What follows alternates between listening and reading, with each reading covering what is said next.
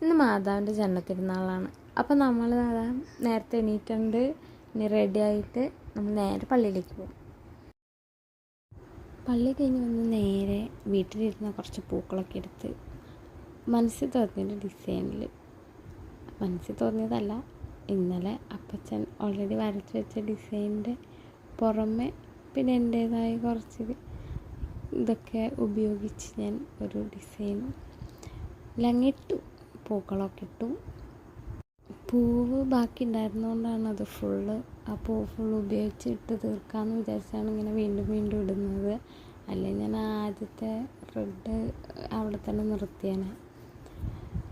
അതിന് ഞാൻ എൻ്റെ തയ്ക്കാൻ കൊടുത്തത് വാങ്ങിക്കാനായിട്ട് ഇവിടെ അടുത്തൊരു വീട് വരെ പോവാണ്. ഇതാണ് ഞങ്ങളുടെ വീടിനടുത്തുള്ള പ്രകൃതി രമണീയമായ സ്ഥലം. അപ്പോൾ അത്രേ ഉള്ളൂ. Tata, bye bye.